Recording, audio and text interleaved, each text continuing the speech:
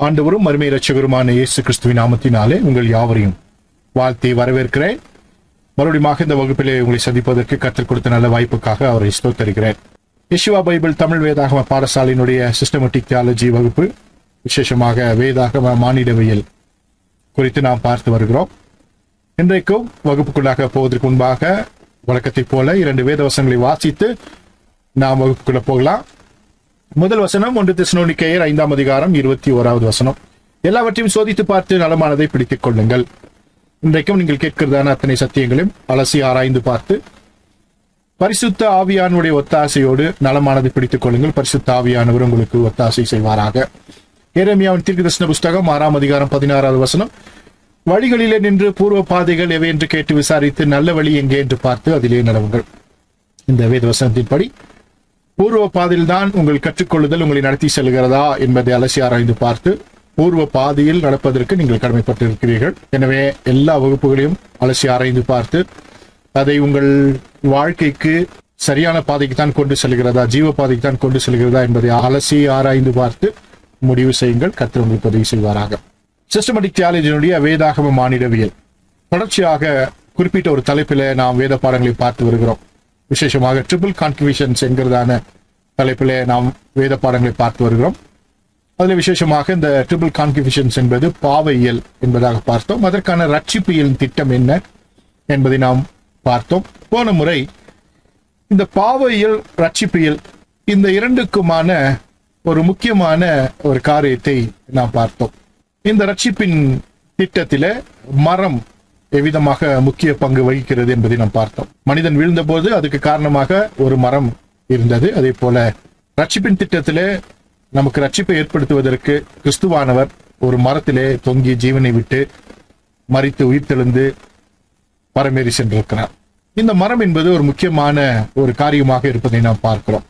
இந்த மீட்பின் மரத்தினுடைய திட்டத்தை நாம் பார்க்கும் பொழுது முதல்ல பேழையின் மரம் முதல் 2000 ஆண்டுகள், இரண்டாவது ஆசரிப்பு கூடாரத்தின் மரம், இரண்டாவது 2000 ஆண்டுகள், மூன்றாவது சிலுவையின் மரம், மூன்றாவது 2000 ஆண்டுகள். அதாவது இந்த காலகட்டங்களிலே சிலுவையின் மரம் அடையாளப்படுத்தப்பட்டிருக்கிறது.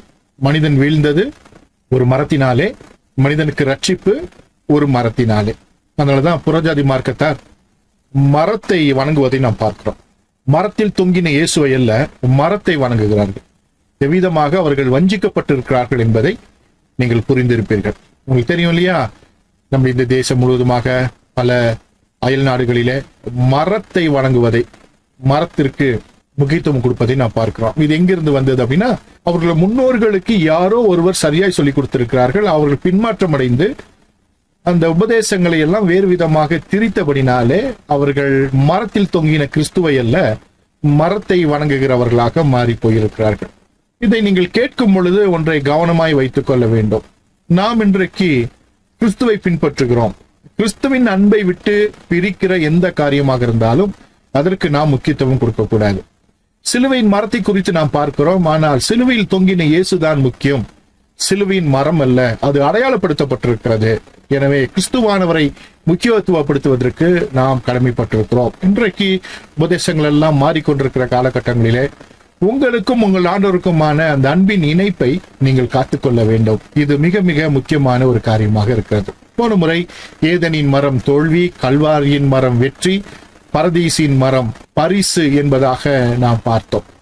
எனவே நாம் 2வது காலகட்டத்தில் இருக்கிறோம். கல்வாரின் மரத்தின் காலத்தில் இருக்கிறோம்.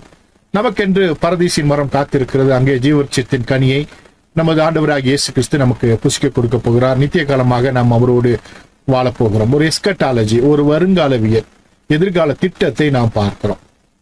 பாஸ்ட் முடிந்த காலம் தோல்வி, நிகழ்காலம் வெற்றி, கல்வாரியின் மரம், எதிர்காலம் பரிசு, அது பரதீசின் மரம் என்பதை மறந்துவிடக்கூடாது.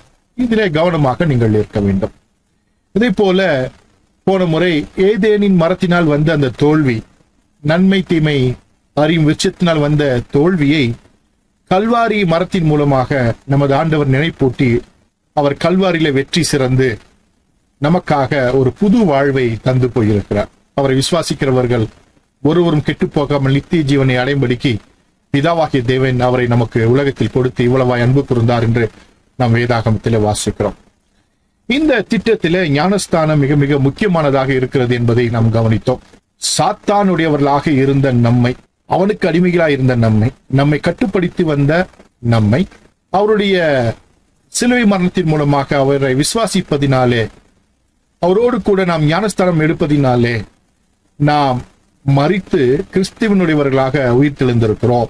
நாம் பழையவர்கள் அல்ல, புதியவர்கள், புதிய சிருஷ்டியாய் இருக்கிறோம். நம் மீது அதிகாரம் செலுத்த பிசாசிற்கு அதிகாரம் இல்லை என்பதை நாம் பார்த்தோம். அதை நாம் விசுவாசிக்க வேண்டும். அதை ஆணித்தரமாக உள் மனதிலே, ஆழ் மனதிலே, சப்கான்சியஸ் மைண்ட்ல விசுவாசிக்கணும்னு நான் சொன்னேன். ஏன்னா இன்றைக்கு கிறிஸ்தவ உபதேசங்கள் எல்லாம் என்ன சொல்லுகிறது?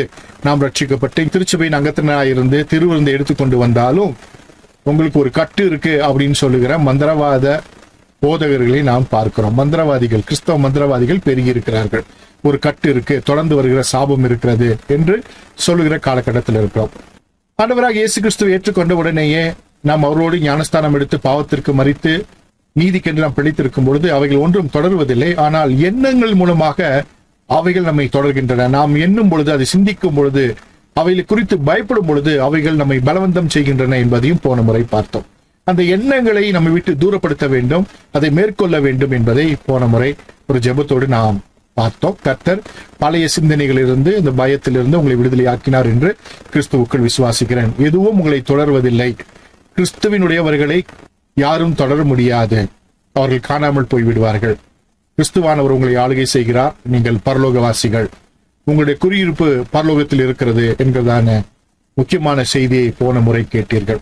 ஒரு மனிதன் மரித்து விட்டால் அவன் செய்த குற்றங்களுக்காக அவனை தண்டிக்க முடியாது. இனி சட்டங்கள், எதிரான ஆணைகள் எதுவும் அவனை பாதிக்காது. எல்லாம் அவன் மரணத்தோடு முடிந்து விடுகிறது என்கிறதான ஒரு காரியத்தை போன முறை நாம் கவனித்தோம். எனவே கிறிஸ்துவனுடையவர்களாக இருக்கிற நீங்கள் பாவத்திற்கென்று மரித்து, உலகத்திற்கென்று மரித்து, பிசாசின் பிடியிலிருந்து கர்த்தர் உங்களை விடுதலையாக்கி இருக்கிறார். புதிய சிருஷ்டிகளாய் இருக்கிறீர்கள். எனவே ஒன்றும் தொடராது. நம்முடைய விசுவாசத்தை நாம் காத்துக்கொள்ள வேண்டும் என்பதை போன முறை தெரிந்து கொண்டோம். இந்த வகுப்போடு நம்முடைய ட்ரிபிள் கான்ட்ரிபியூஷன்ஸ் என்கிறதான பாடம் முடிவடைகிறது. கிறிஸ்துவினுடைய மீட்பின் திட்டம் என்று நாம் சொல்லும் பொழுது ஆவியிலே, ஆத்மாவிலே, சரீரத்திலே ஒரு மனிதன் விடுதலையாக்கப்பட வேண்டும் என்பதை நாம் தெரிந்து கொண்டோம். ரட்சிப்பியல், சொட்டீரியாலஜி என்கிறதான அந்த முக்கியமான விஷயத்துல ஒரு மனிதனுக்கு 3 விதமான திட்டத்தை தேவன் வைத்திருக்கிறார். ஒரு ஏற்பாடு, ஒரு பிளான் வைத்திருக்கிறார். ஒன்று ஜலத்தினால், இன்னொன்று ஆவியினால், இன்னொன்று தீர்விருந்தார். ரட்சிப்பியல், மீட்பின் திட்டம், இந்த 3 மாத்திரம்தான் ஒரு மனிதனுடைய வாழ்க்கையிலே நடக்கிறது. சிம்பாலிக்கா உலகத்தில் இதை செய்யும் பொழுது ஆவிக்கிற உலகிலே நாம் மாற்றம் அடைகிறோம். தண்ணியில முங்குறனால என்ன அப்படின்னு சிலர் கேள்வி கேட்பாங்க இல்லையா? அதிக பிரசங்கிகள்லாம் இருப்பாங்க. அவங்கெல்லாம் வியாக்கியானிகள், பயங்கர வியாக்கியானம். அந்த வியாக்கியானால என்னன்னா, ஜலத்தினால எடுத்தா ஒரு மனுஷன் சுத்தமாயிருவானா அப்படின்னு. இது ஒரு ஆவிக்குரிய உலகத்தில் நடக்கக்கூடிய ஒரு ஒன்றுக்கு இந்த பிசிக்கல் வேர்ல்டுல, இந்த உலகத்திலே நாம் செய்ய வேண்டிய ஒரு காரியம், ஒரு கீழ்ப்படிதல். இந்த கீழ்ப்படிதல் தான் ஆவிக்குரிய உலகத்திலே மாற்றத்தை உண்டு பண்ண போகிறது. பழத்தை புசித்ததினாலே மனிதன் அடிமைப்பட்டது உண்மை என்று சொன்னால், ஜலத்தினாலே ஒருவன் ஞானஸ்தானம் பெறும் பொழுது அவன் பாவத்திற்கு மரித்து நீதிக்கு பிழைக்கிறான் என்பதும் உண்மை. இன்றைக்கு கிறிஸ்தவர்கள் எல்லாம் அதிக பிரசங்கிகளாக, அதே போல வியாக்கியானக்காரர்களாக இருக்கிற இந்த காலகட்டத்திலே நம்முடைய விசுவாசத்தை நாம் காத்துக்கொள்வது மிக மிக முக்கியம். கிறிஸ்தவர்கள் எல்லாம் கிறிஸ்தவர்கள் அல்ல. ஆவிக்குரியவர்களாய் இருந்து சத்தியத்தின்படி நடக்கிறவர்களே கிறிஸ்தவர்கள். பெயர் வைத்திருப்பதினாலோ சபைக்கு செல்வதனாலோ அவர்கள் எல்லாம் கிறிஸ்தவர்கள் என்று நாம் ஏற்றுக்கொள்வதில்லை. எனவே அதில் மனதில் வைத்துக் கொள்ள வேண்டும். இன்னைக்கு ஸ்தாபனங்களும் இயக்கங்களும் தனி மனிதருடைய ஆளுகைகளும் பெருகி இருக்கிறது. சத்திய வசனத்திற்கு காது கொடுத்து கேட்காத ஜனங்கள் பெருகி இருக்கிறார்கள். ஏளனம் பண்ணுகிறவர்களும் எதிர்க்கிறவர்களும் பகடி பண்ணுகிறவர்களும் இன்றைக்கு பெருகி இருக்கிறார்கள். இந்த காலகட்டங்களிலே நம்முடைய விசுவாசத்தை பாதுகாத்துக் கொள்ள வேண்டியது நம்முடைய கடமை. எனவே இந்த 3 விஷயங்கள் ரொம்ப ரொம்ப முக்கியமானது. ஜலத்தினால், ஆவியினால் தீர்விருந்தார். யோவான் ஸ்நானகன் ஜலத்தினால் ஞானஸ்தானம் கொடுக்கிறவனாக வந்தான். அதற்கு பின்பு ஆண்டவராகிய இயேசு கிறிஸ்து, தேவகுமாரன், கர்த்தராகிய இயேசு கிறிஸ்து நம்முடைய ஆண்டவர் ஜலத்தினாலும் ஆவியினாலும் ஞானஸ்தானம் கொடுத்தார். நாம் கிறிஸ்துவினுடைய ஞானஸ்தானத்திற்குட்பட்டு அவரினாலே ஆவியினாலும் நாம் ஞானஸ்தானம் பெற்றிருக்கிறோம்.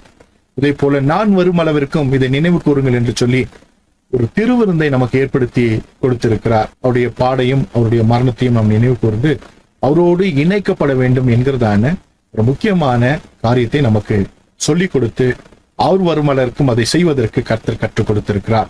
நாம் அதற்கு கீழ்ப்படிந்து நாம் கற்றுக்கொண்டு வருகிறோம்.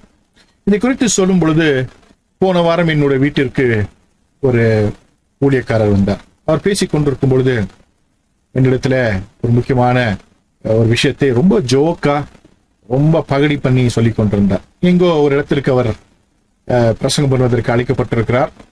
அந்த இடத்துல போன பொழுது, அந்த இடத்துல பிரசங்கம் எல்லாம் முடித்த பின்பு அந்த கூட்டத்தை நடத்தியதான போதகர் பன்னு வாங்கிட்டு வந்து பிச்சு போட்டுட்டு பவன்டோவை வாங்கிட்டு வந்து வச்சு திருவிருந்து கொடுத்துட்டு இருந்தாராமா. பன்னும் பவன்டோவும் யோசித்து பாருங்க. அப்படின்னா அவருடைய நோக்கம் எல்லாம் வேறொன்று. எப்படியாவது ஜனங்களை என்ன பண்ணணும், தன் வசப்படுத்தணும், அவங்கள தன்னோட கண்ட்ரோல கொண்டு வரணும் அப்படின்றதுக்காக எங்க போனாலும் அங்க போய் ஒரு பன்னும் பவன்டோவும். அப்படின்னா அதுல எந்த விதமான வேதாகம சத்தியம் தெரியாதவராக, எந்த விதத்திலும் அது தேவனுடைய ராஜ்யத்திற்கு உகந்ததல்ல என்று தெரிந்தும் அல்லது தெரியாமலும் இன்றைக்கு திருவிருந்தை அவமதிக்கிறவர்கள் பெருகியிருக்கிறார்கள். நோக்கம் என்ன?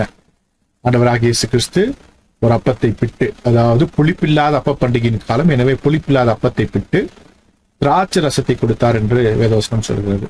அதை கூட ஒழுங்காக செய்ய முடியாத கிறிஸ்தவர்கள் இன்றைக்கு பெருகியிருக்கிறார்கள். ஒரு அப்பத்தை சொல்ல முடியாத அளவிற்கு, திராட்சை ரசத்தை வாங்க முடியாத அளவிற்கு பணத்தட்டுப்பாடு. அப்படின்னா அந்த பணம் எல்லாம் தேவ சபைக்கு செலவிடக்கூடாது, வருகிற காணிக்கையெல்லாம் தாங்களே வைத்துக் கொள்ள வேண்டும் என்கிற ஒரு எண்ணம். எதுலங்க? ஒரு திராட்சை ரசத்துல கூட, ஒரு அப்பத்துல கூட. பன்னும் பவன்டோவும். பன் என்பது என்ன? ஒரு புளித்த மாவு, உங்களுக்கு தெரியும், ஈஸ்ட் போட்டு புளிக்க வச்ச மாவு. பவன்டோ என்னது? ஒரு ஆர்டிபிஷியல் கலர் ஏஜென்ட். அதுல திராட்சை ரசம்லாம் இல்லை, அதுலயே போட்டிருப்பாங்க. அப்ப பன்னு பவன்டோவும் கொடுத்து ஜனங்களை ஏமாற்றுகிற, ஜனங்களை வஞ்சிக்கிற ஆட்களும் இன்றைக்கு இருக்கிறார்கள். இது ரொம்ப ரொம்ப வருந்தத்தக்கக்கூடிய விஷயம். எனவே இவைகளெல்லாம் சரியாய் நாம் செய்வதற்கு கடமைப்பட்டிருக்கிறோம். அவர் சொன்னார்னா அதை அப்படியே கை கொள்ள வேண்டும். ஜலத்தினால் மூழ்கி ஞானஸ்தானம் எடுக்க வேண்டும், ஆவியினாலே நாம் நிரப்பப்பட வேண்டும், திருவிருந்தை அனுசரிக்க வேண்டும். இது மூன்றுமே ரட்சிப்பியலினுடைய முக்கியத்துவத்திற்கு நம்மை நடத்துவதற்கு ஏதுவாயிருக்கிறது. ரட்சிப்பியலினுடைய அடிப்படையே இந்த மூன்று தான், நமக்கு வைத்திருக்கிற மூன்று. பாவையலுக்கு அடிப்படை எதுவாக இருந்தது?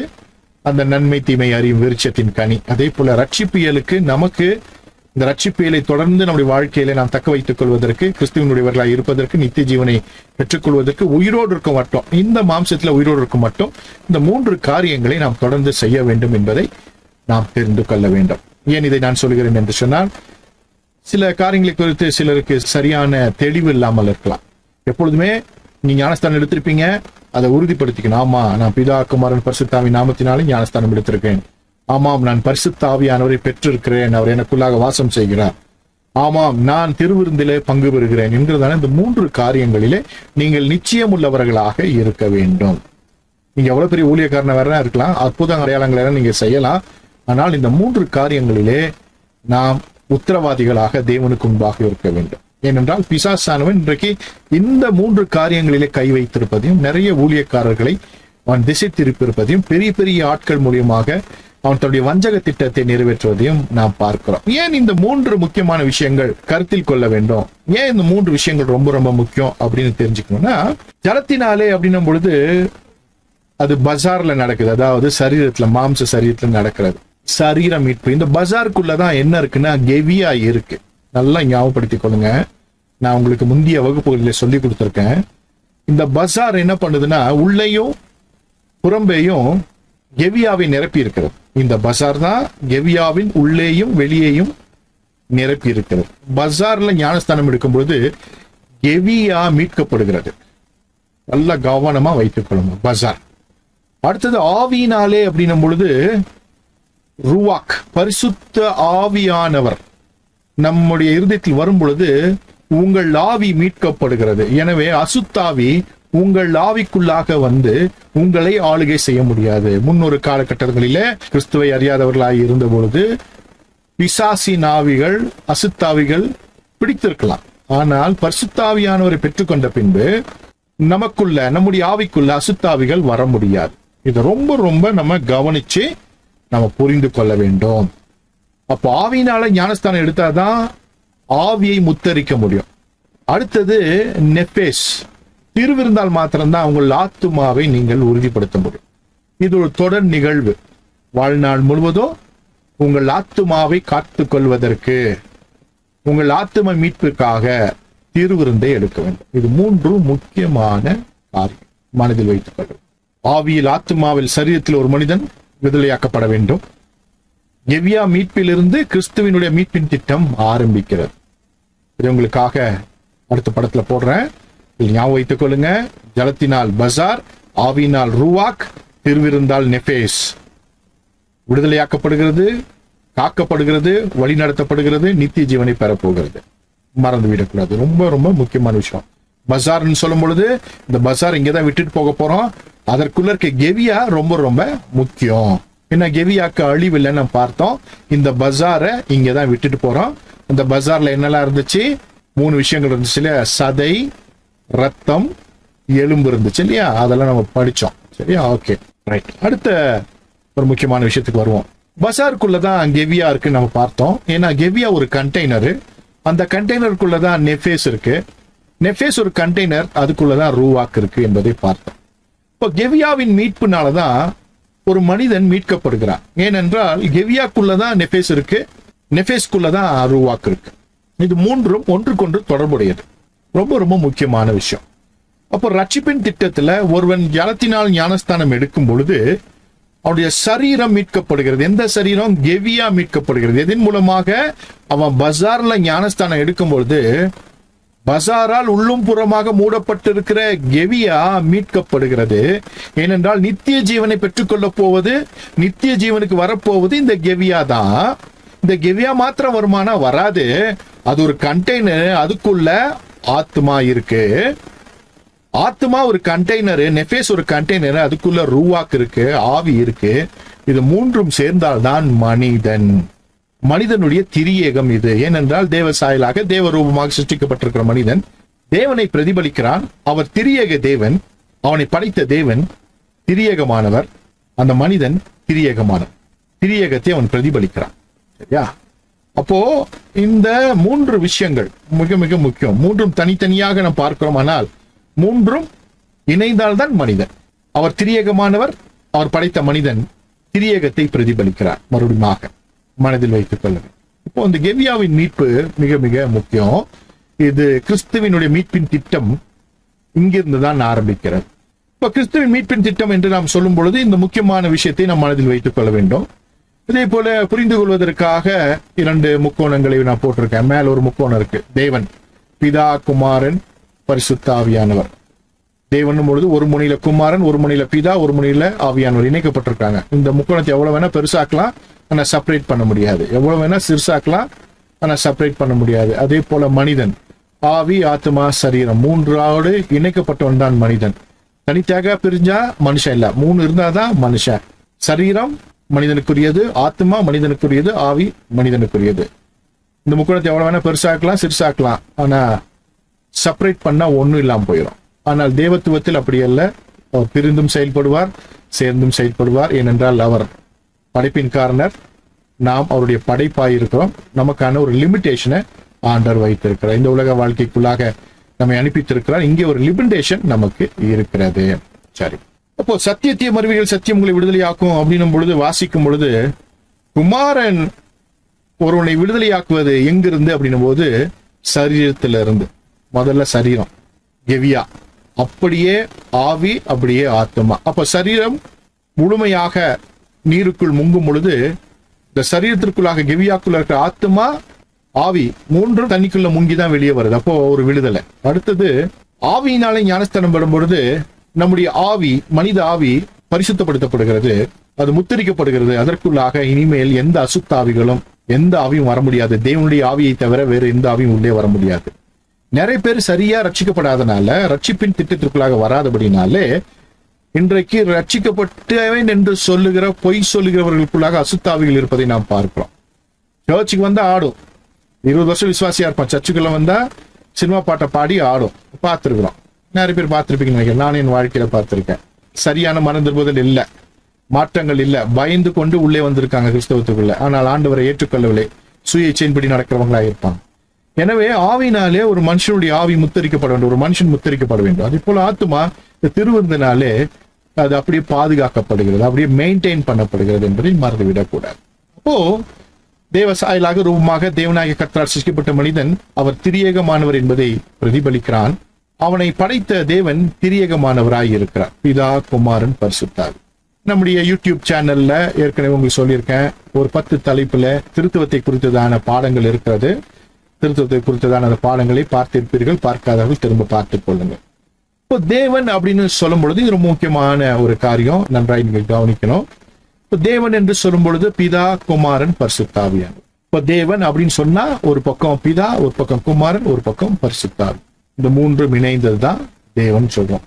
மனிதன் அப்படின்னு சொல்லும் போது ஒரு பக்கம் ஆவி, ஒரு பக்கம் ஆத்மா, ஒரு பக்கம் சரீரம், மூன்று இணைந்ததுதான் மனிதன். மனிதாவி, மனித சரீரம், மனிதாத்மா, இதுதான் முழுமையான மனிதன். அதே போல தேவத்துவம் என்ற பொழுது பிதா, குமாரன், பரிசுத்தாவி, இந்த மூன்றும் இணைந்ததுதான் தெய்வத்துவம், தேவன் என்று நாம் சொல்லுகிறோம், திரியேக தேவன் என்று நாம் சொல்லுகிறோம் புரிந்து கொள்வதற்காக.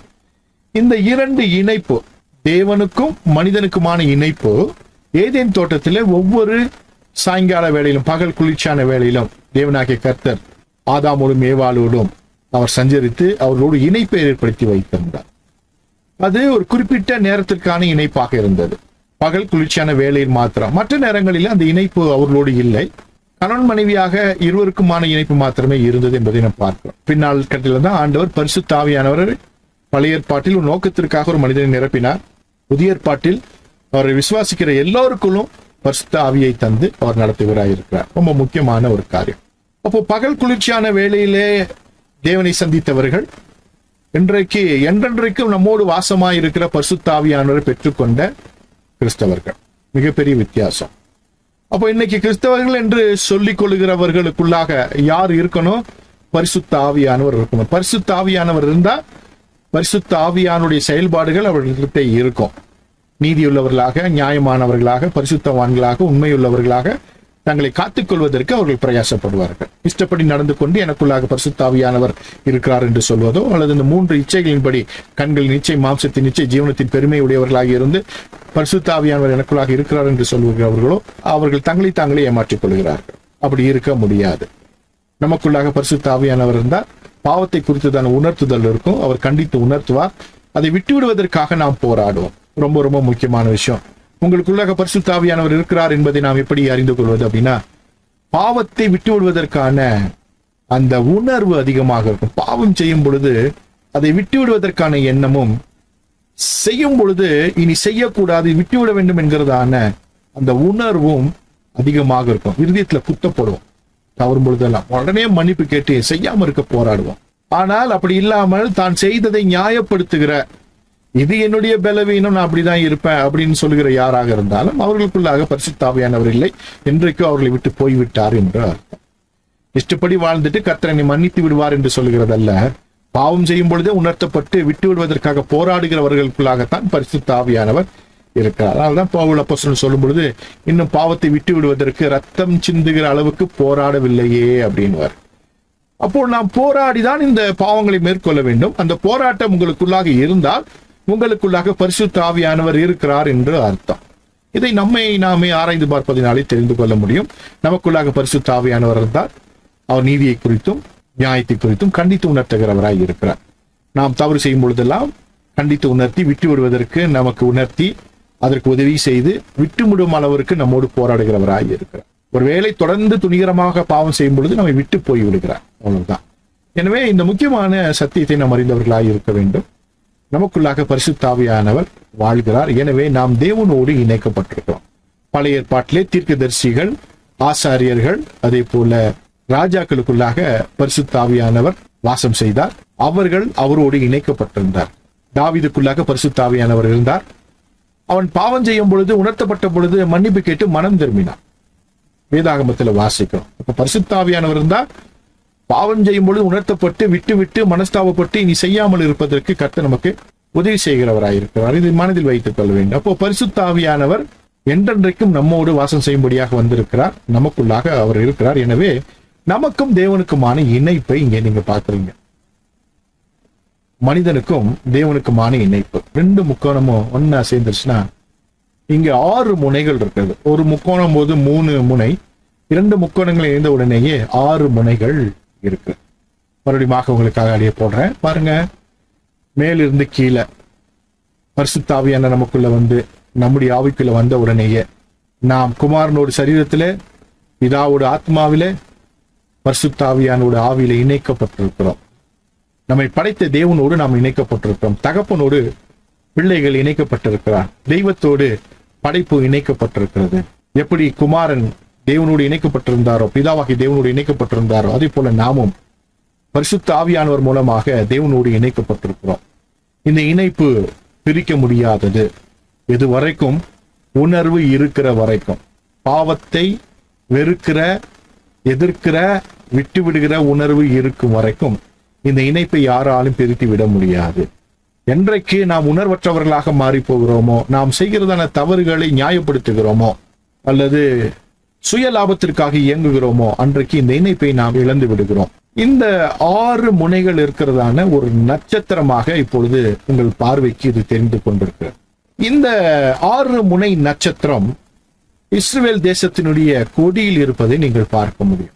இஸ்ரவேல் தேசத்தின் கொடியில இந்த 6 முனைகள் இருக்கிறதான கொடியை நீங்கள் பார்க்கணும். அசைந்து கொண்டிருக்க அந்த கொடியில 6 முனைகள் இருக்கிற அந்த 2 முக்கோணங்களாலான 6 முனைகள் இருக்கிற அந்த நட்சத்திரத்தை நீங்க பாக்குறீங்க. இது மேகன் டேவிட் அப்படின்னா தாவீதின் நட்சத்திரம் அல்லது தாவீதினுடைய கேடகம் அப்படின்னு சொல்றாங்க. மேகன் டேவிட் அப்படின்னு.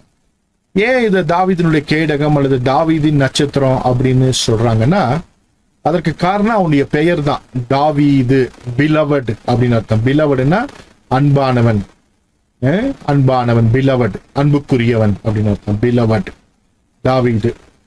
இந்த தாவீது அப்படின்ற அந்த வார்த்தைக்கு எபிரேய மொழியில 3 எழுத்துக்கள் பயன்படுத்தப்பட்டிருக்கு.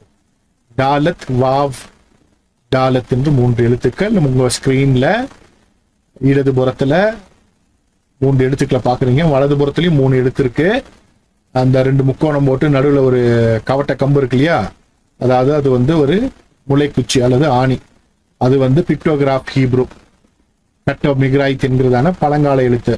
ஆதாமிலிருந்து யோசிப்பு வரைக்கும் பயன்படுத்தப்பட்ட எழுத்து. இடதுபுறத்துல இருக்கிற அந்த 3 எழுத்துக்கள் டாலத், வாவ், டாலத் அப்படின்னு அந்த 3 எழுத்துக்கள் பாபிலோனிய எழுத்துக்கள். கட்ட வஷூரித் அல்லது கட்ட பாபிலோனியா அல்லது மாடர்ன் ஹீப்ருன்ற எழுத்துக்கள். இந்த 3 எழுத்துக்களுடைய மீனிங் என்னன்னா, டாலத்துனா அதாவது அந்த முக்கோணம் இருக்கு இல்லையா, டாலத்துனா வாசல். அப்புறம் ஒரு கவக்குச்சி மாதிரி இருக்கு இல்லையா, ஒரு கவட்டை இருக்கு இல்லையா, அது வந்து முளைக்குச்சி அல்லனா ஆணி. இந்த பக்கம் மறுபடியும் ஒரு டோரு, 2 டோரு, ஒரு ஆணி, 2 வாசல், ஒரு ஆணி, வாசல், டோர் போஸ்ட். ஓகே, நிலைக்கால் அப்படின்னு சொல்லலாம். நிலைக்கால், 2 நிலைக்கால், நடுவில் ஒரு ஆணி. இந்த 2 டோர், இந்த 2 வாசலை ஒன்னு சேர்த்து நடுவில் இருக்கிற ஆணியை வச்சு அடிச்சா 6 முனையில் இருக்கிற இந்த நட்சத்திரம் நமக்கு கிடைக்கிறது. மறுபடியும் சொல்றேன், இந்த 2 வாசல்களை 2 முக்கோணத்தையும் ஒன்னா வச்சு ஆணி வச்சு அடிச்சா 6 முனைகள் இருக்கிற ஒரு நட்சத்திரம் கிடைக்கிறது. ஹெக்ஸாகன் கிடைக்கிறது, ஹெக்ஸ் கிடைக்குது. இங்க 6 முனைகள் இருக்கிறதான இந்த நட்சத்திரம் கிடைக்கும். மனிதனுக்கும் தேவனுக்குமான ஒரு இணைப்பு. ஒரு முக்கோணத்தை நம்ம ஏற்கனவே பார்த்தோம், மேல இருந்து இறங்கி வந்துச்சு, அது தேவன். இன்னொரு முக்கோணம் என்னன்னா மனுஷன்.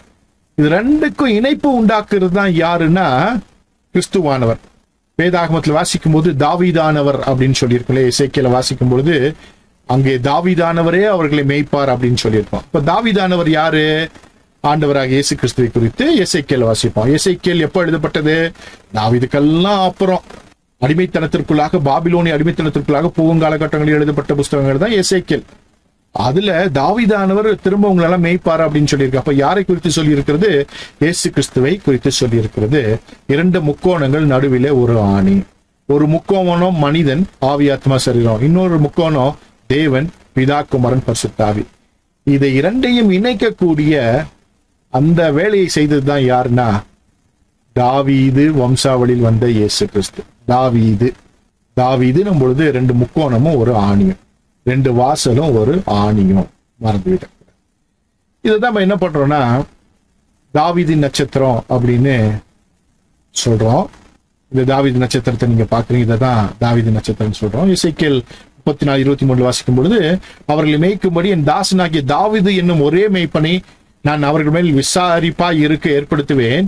இவர் அவர்களை மேய்த்து இவரே அவர்களுக்கு மேய்ப்பனாய் இருப்பார். இந்த நட்சத்திரம் பார்க்கும் பொழுது என்ன ஞாபகம் வரணும்? தாவீது அப்படின்னு ஞாபகம் வரணும். ஏன்னா 2 முக்கோணம், நடுவுல ஒரு ஆணி. சரியா? அப்போ இந்த தாவீதின் நட்சத்திரம் அப்படின்னு சொல்லும் போது தாவீதை இது குறிக்கிறது. இந்த தாவீதை குறித்து எசேக்கியேல் 34:23 என்ன சொல்லியிருக்கு? அவர்களை மேய்க்கும்படி என் தாசனாகிய தாவீது என்னும் ஒரே மேய்ப்பனை நான் அவர்கள் மேல் விசாரிப்பாய் இருக்க ஏற்படுத்துவேன். இவர் அவர்களை மேய்த்து இவரே அவர்களுக்கு மேய்ப்பனாய் இருப்பார். அதே போல எசேக்கியேல் 34:24 வாசிக்கும் பொழுது, கர்த்தராகிய நான் அவர்களுக்கு தேவனாக இருப்பேன், என் தாசனாகிய தாவீது அவர்கள் நடுவில் அதிபதியா இருப்பார், கர்த்தராகிய நான் இதை சொன்னேன். எசேக்கியேல் 37:24, என் தாசனாகிய தாவீது என்பவர் அவர்கள் மேல் ராஜாவாக இருப்பார், எல்லோருக்கும் ஒரே மேய்ப்பர் இருப்பார், அப்பொழுது அவர்கள் என் நியமங்களில் நடந்து என் கட்டளைகளை கை கொண்டு அவைகளின்படியே செய்து அப்படின்றது. அப்போ தாவீதானவர், ஆண்டவராக இயேசு கிறிஸ்துவுக்கு பழைய ஏற்பாட்டில் எசேக்கியேல கொடுக்கப்பட்டிருக்க பெயர் என்ன? தாவீதானவர். ஏன் தாவீதானவர் அப்படின்னு அங்க சொல்லியிருக்கணும்னா, இந்த 2 முக்கோணங்கள் தான் காரணம். தேவனுக்கும் மனிதனுக்கு இணைப்பை கொடுக்கக்கூடியவர் யாருன்னா அது கிறிஸ்துவானவர் மூலமாகத்தான் அது சாத்தியமாயிற்று. சிலுவை மரத்தின் மூலமாகத்தான் சாத்தியமாயிற்று. அவருடைய 2 கரங்களிலும் கால்களிலும் அடிக்கப்பட்ட 3 ஆணிகளில் தான் சாத்தியமாயிற்று. 3 ஆணிகள். அந்த 3 ஆணிகள் மிக முக்கியமானது. 3 ஆணிகள், ஆவி, ஆத்மா, சரீரம், பிதா, குமாரன், பரிசுத்தாவி. அந்த 3 ஆணிகள் அவரை அடையாளப்படுத்துகிறது. இந்த 2 முக்கோணங்களை மனிதனின் தேவனை இணைக்கிற இணைப்பை இது அடையாளப்படுத்துகிறது. உங்களுக்காக அந்த வசனத்தை போட்டிருக்கேன், நோட் பண்ணிக்கொள்ளுங்க. எசேக்கியேல் 34:23, எசேக்கியேல் 34:24, எசேக்கியேல் 37:24 போன்ற வசனங்களிலே நாம் வாசிக்கிறோம். அப்போ தாவீதானவர் அப்படின்னு சொல்லும் போது இவர் ஒரு ராஜா இல்லையா? தாவீது பழைய ஏற்பாட்டில ராஜா. புதிய ஏற்பாட்டில ராஜா யாரு? அதே தாவீதின் வம்சாவளியில் வந்த இயேசு கிறிஸ்து ராஜா. என்றென்றைக்கு ராஜா, எப்போது ராஜா, பறக்கும் போது ராஜா, வாழ்ந்த போது ராஜா, மரித்த போது ராஜா, உயிர்த்தெழுந்த போது ராஜா, பரம்பேறிய போது ராஜா, திரும்ப வரப்போகும் போது ராஜா, என்றென்றைக்கு ராஜா, எப்பொழுதும் ராஜா, இயேசு மகாராஜா. அந்த ராஜாவை தாவீதுக்கு அடையாளப்படுத்தி இருக்கிறது எசேக்கியேலின் தீர்க்கதரிசன புஸ்தகம். அந்த ராஜா பிறந்த பொழுது வேதவசனம் சொல்லுகிறது, யூதருக்கு ராஜாவாக பிறந்திருக்கிறவர் எங்கே? கிழக்கிலே அவருடைய நட்சத்திரத்தை கண்டு அவரை பணிந்து கொள்ள வந்தோம் என்றார். கிழக்குல ஒரு நட்சத்திரத்தை பார்த்தோம்பா, நாங்க பணிந்து கொள்ள வந்தோம்பான்னு இந்த 3 சாஸ்திரிகள் சொல்றாங்க. கிழக்குல பார்த்தாங்களாமா. மேற்குல இருக்கிற இவங்க கிழக்குல நட்சத்திரத்தை பார்த்தாங்களாமா. இஸ்ரவேலுக்கு கிழக்கு தேசங்கள் எதுனா ஈரானு, ஈராக்கு அப்படின்னு இன்னைக்கு சொல்லலாம். அன்னைக்கு என்ன சொல்லலாம்? அசீரிய சாம்ராஜ்யம், பாபிலோனிய சாம்ராஜ்யம் அவருடைய கிழக்கு. அந்த திசையிலே அவருடைய நட்சத்திரத்தை கண்டு அவரை பணிந்து கொள்ள வந்தோம் என்றார்கள். அவருடைய நட்சத்திரம் என்ன நம்ம பார்த்தோம்? 3 முக்கோணங்கள். இந்த 3 முக்கோணங்களை நீங்க பார்த்தீங்கன்னா 6 இருக்கு. அதுல இணைப்பு அப்படியே கவுண்ட் பண்ணி பார்த்தீங்கன்னா எவ்வளவு இருக்கு அப்படின்னு பார்த்தீங்கன்னா மொத்தம் 12 இருக்கும். முனைகள் 6, போல்ஸ் 6, அதோட இணைப்புகள் வந்தீங்கன்னா 6, 12 இருக்கும். இப்ப தாவீதின் நட்சத்திரத்துல 12 இருக்கணும். 12 இருக்கணும். இங்க நீங்க பாக்குறீங்க, யூதருக்கு ராஜாவாக பிறந்திருக்கிறவர் எங்கே? கிழக்கிலே ஒரு நட்சத்திரத்தை கண்டு அவரை பணிந்து கொள்ள வந்தார். அப்படின்னா என்னன்னா, இந்த கிழக்குல பார்த்த நட்சத்திரத்துல அது 12 நட்சத்திரங்களுக்கு கூட்டமைப்பு, 12 ஸ்டார் காம்பினேஷன் சொல்லுவோம். உங்களுக்காக படத்துல போட்டிருக்கேன். கிழக்கில அவர்கள் பார்த்த நட்சத்திரம் என்னன்னா, இந்த பக்கம் விர்கோ என்கிறதான நட்சத்திர கூட்டம், அதுல கரெக்டா 12 இருக்கும். இந்த பக்கம் லியோ அப்படின்றதான ஒரு கூட்டம், அதுலயும் 12 நட்சத்திரங்கள் இருக்கும். அன்றைய ஒரு ஸ்திரீ சூரியன் அணிந்து கொண்டிருந்தால் அவள் தலை மீது 12 நட்சத்திரங்கள் இருந்தன அப்படின்னு வாசிக்கிறீங்க இல்லையா? அதான் இந்த அணிவகுப்பை பார்த்துதான் கிழக்கிலிருந்து மேற்காக அந்த சாஸ்திரிகள் புறப்பட்டு வந்தாங்க. அவங்க சொன்னாங்க, கிழக்குல நட்சத்திரத்தை பார்த்தோம் அப்படின்னு சொல்லி என்ன பண்ணாங்க, மேற்கு பக்கம் வந்திருக்காங்க. கிழக்கு நட்சத்திரத்தை பார்த்து கிழக்கு பக்கமா போயிருக்கணும். அப்படின்னா அவங்க அசிரிய பாபிலோனி தேசத்துல கிழக்கு பக்கம் எந்த பக்கம் தெரியுதுன்னா, அப்படியே இந்தியா அப்புறம் சைனா இந்த பக்கம் தெரியணும். அந்த பக்கம் பார்த்துட்டு அந்த பக்கம் போகாம இந்த பக்கம் வந்திருக்கிறாங்கன்னா அவங்களுக்கு தெரியும் இந்த 12 நட்சத்திரங்கள் இருந்தா அது யூதருடைய ராஜா தான் அப்படின்னு. இப்போ 2 12 நட்சத்திரங்கள், ஒரு ஸ்திரீ அவள் தலைக்கு மீது ஒரு 12 நட்சத்திரம், லியோ என்கிறதான சிங்க நட்சத்திரம். அப்புறம் ஒரு பெண் நட்சத்திரம், அது விர்கோ அப்படின்னு சொல்றோம், ஒரு கன்னிகை. ரைட் ஹேண்ட் சைட்ல இருக்க சிகப்பு கலர் இருக்கிறது ஒரு சிங்கம். சரியா? 12 நட்சத்திரம். அப்போ யூதருக்கு ராஜாவாக பிறந்திருக்கவர் எங்கே? கிழக்கிலே ஒரு நட்சத்திரத்தை கண்டு அவரை பணிந்து கொள்ள வந்தோம் அப்படின்னும் பொழுது அதுல 12 நட்சத்திரங்கள் இருப்பதை பார்க்கிறோம். இந்த 12 எதுல இருக்குன்னா, நாம பார்த்தோம் இல்லையா அந்த 2 முக்கோணம், அதுக்குள்ள பார்த்தீங்கன்னா 12 பிரிவுகளை உள்ள வைக்கலாம். 12 கோத்திரத்தாரும் உள்ள வருவாங்க. 12 கோத்திரமும் உள்ள கரெக்டா எக்ஸாக்டா இருக்கும். 12 இருக்கும். அப்போ யூதருடைய நட்சத்திரம், தாவீதின் நட்சத்திரம் அப்படின்னு அதுக்குள்ள என்ன இருக்குன்னா 12 இருக்கணும். புதிய ஏற்பாட்டுல கிறிஸ்துவின் நட்சத்திரம் அப்படின்னு சொன்னீங்கன்னா 12 அப்போஸ்தலர்கள். நல்லா ஞாபகம் வைத்துக் கொள்ளணும். திருச்சபையானது 12 அப்போஸ்தலர்களால் கட்டுவதற்கு கர்த்தர் அனுமதி கொடுத்திருக்கிறார். 12 அப்போஸ்தலர்கள். இஸ்ரவேலை கட்டமைப்பதற்கு 12 முற்பிதாக்கள், கோத்திர பிதாக்கள் தேவைப்பட்டிருக்கிறார்கள். அதே போல திருச்சபைக்கு 12 அப்போஸ்தலர்கள் தேவைப்பட்டிருக்கிறார்கள். நீங்க 12 கோத்திர பிதாக்களை நீங்க பார்க்க முடியும். அப்போ இஸ்ரவேலினுடைய அந்த நட்சத்திரம், யூதருடைய நட்சத்திரம் அப்படின்னு சொல்லுகிறதான அந்த 2 முக்கோணத்திற்குள்ளாக நிறைய விஷயங்களை பார்க்கிறோம். ஆனால் அதில் முக்கியமான விஷயம் என்ன அப்படின்னா, மனிதனுக்கும் தேவனுக்குமான இணைப்பு. ஆவி, ஆத்மா, சரீரம், பிதா, குமாரன், பரிசுத்த ஆவியானவர். இதற்கான இணைப்பு என்பதை நாம் பார்த்தோம். ஞானஸ்தானத்தினாலே, ஆவியினாலே, திருவிருந்தினாலே ஒரு மனிதன் மீட்கப்படுகிறான். அவன் நித்திய ஜீவனை பெற்றுக் கொள்கிறான், விடுதலையாக்கப்படுகிறான், பாதுகாக்கப்படுகிறான், பராமரிக்கப்படுகிறான், நித்திய ஜீவனுக்கு போகிறான் என்பதையெல்லாம் நாம் பார்த்தோம். எனவே இந்த முக்கோணம், 2 முக்கோணம், இந்த 6 முனை நட்சத்திரம் ரொம்ப ரொம்ப முக்கியம். இன்னொரு எக்ஸாம்பிள் சொன்னா உங்களுக்கு ரொம்ப புரியும், யூஸ்ஃபுல்லா இருக்கும். இந்த நட்சத்திரம் நமக்கு கிடைத்திருக்கிறதான முழு பழைய ஏற்பாட்டு வேதாகம், நாம் வைத்திருக்கிறதான பழைய ஏற்பாடு இருக்கிறதே, அது எங்கிருந்து வந்ததுன்னா லெனின்கிராட் கோடெக்ஸ் என்கிறதான ஒரு பிரதியிலிருந்து, பழைய ஏற்பாட்டு பிரதியிலிருந்து, எபிரேய மொழி பிரதியிலிருந்து தான் நாம் வைத்திருக்கிற வேதாகமத்தை மொழிபெயர்த்திருக்கிறார்கள். அதுதான் வரலாற்றிலேயே முக்கியமான ஒரு தோல் சுருள், ஒரு வேதாகமம், பழைய ஏற்பாட்டு வேதாகமம். அதனுடைய பிரதியை தான் நீங்க பாக்குறீங்க. 1008 கண்டுபிடிக்கப்பட்ட, லெனின்கிராட் என்கிறதான இடத்தில் கண்டுபிடிக்கப்பட்ட முழு பழைய ஏற்பாட்டு வேதாகமம். அதனுடைய அட்டை பகுதியில இந்த 6 முனை நட்சத்திரத்தை நீங்கள் பார்க்க முடியும். அந்த பகுதியை தான் உங்களுக்காக நான் போட்டிருக்கேன். அந்த வேதத்தில் இடம்பெற்றிருக்கிறதான வசனத்தின் கூடிய ஒரு 6 முனை நட்சத்திரத்தை நீங்க இங்க பாக்குறீங்க. ஸ்டார் ஆஃப் டேவிட் என்கிறதான மேகன் டேவிட் இந்த வேதாகமத்தில இடம்பெற்றிருக்கிறது. இந்த வேதாகம் நமக்கு கிடைக்கவில்லை என்றால் நமது கரங்களிலே முழுமையான பழைய ஏற்பாடு கிடைத்திருக்காது. லெனின்கிராட் கோடெக்ஸ் ரொம்ப ரொம்ப முக்கியம். ஆலப்பா கோடெக்ஸ் அப்படின்னு ஒண்ணு இருக்கு, ஆனா அது முழுமையாக கிடைக்கவில்லை. ஆங்காங்கே சில பிரதிகளாக கிடைத்தது, தொகுத்து வைத்திருக்கிறோம். ஆனால் முழுமையாக நமக்கு கிடைத்த ஒரே பழைய ஏற்பாட்டு வேதாகமம் இந்த லெனின்கிராட் கோடெக்ஸ் என்கிறதான பழைய ஏற்பாட்டு எபிரேய மொழி வேதாகமம்.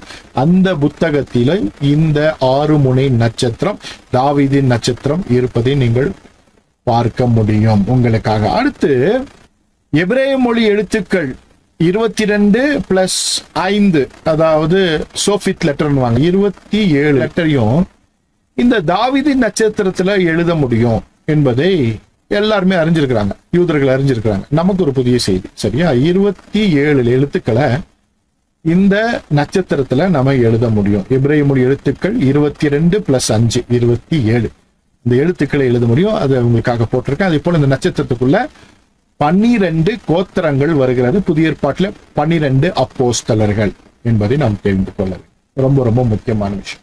இது ஒரு பக்கம் வேதாகமத்தின் அடிப்படையிலே இருக்கிறதான ஒரு சத்தியம் நாம் பார்த்து கொண்டிருக்கோம். இதற்கு எதிரடையாக பிசாசு எப்படி இந்த அருமுனை நட்சத்திரத்தை பயன்படுத்துகிறான் என்பதை நாம் பார்க்க போறோம். 2 பக்கங்களும் நமக்கு மிக மிக முக்கியம்.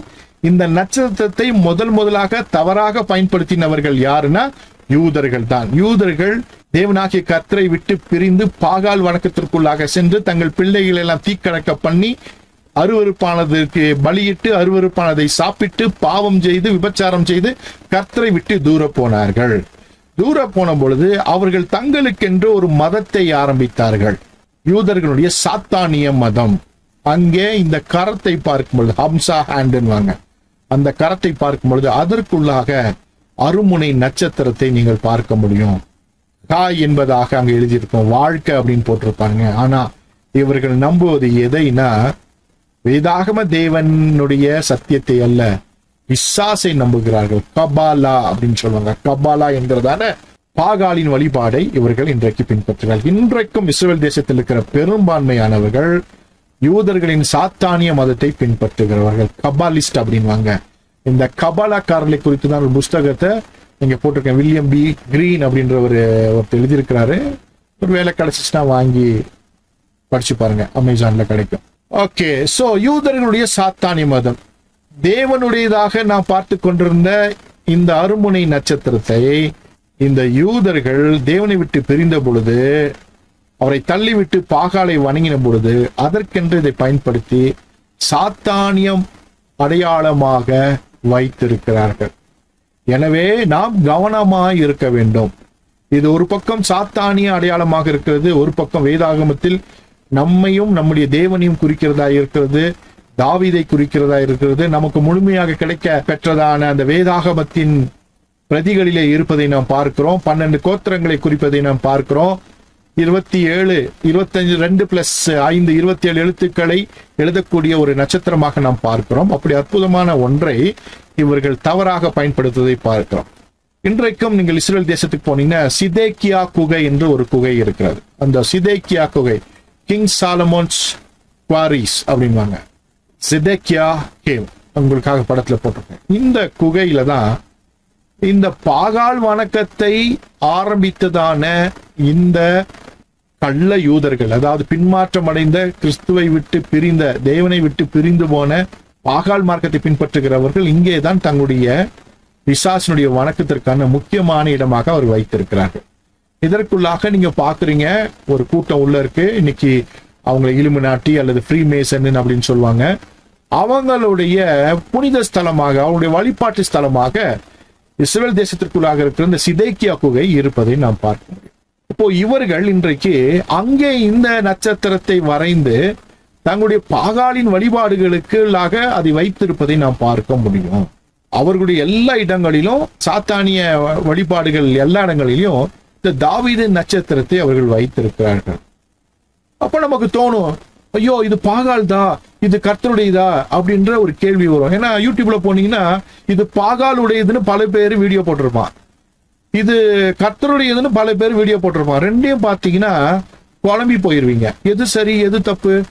இவனை பார்த்தா இவன் சொல்றதுதான் சரியா இருக்க மாதிரி இருக்குது, அவனை பார்த்தா அவன் சொல்றதுதான் சரியா இருக்குது. எதுதான் சரி அப்படின்னா பரிசுத்த ஆவியானவர் தான் உங்களுக்கு ஞானத்தை தரணும். சகல சத்தியத்திற்குள் நடத்துகிறவர் பரிசுத்த ஆவியானவர் தான்.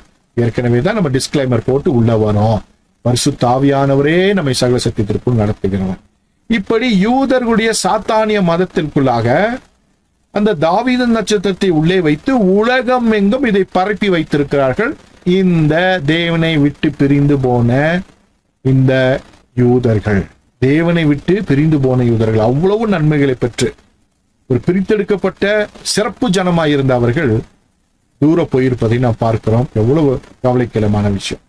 இதே போல இஸ்லாம் மார்க்கத்துல பார்க்கும் பொழுது அங்கேயும் அவர்களும் இந்த நட்சத்திரத்தை பயன்படுத்துவதை பார்க்க முடியும்.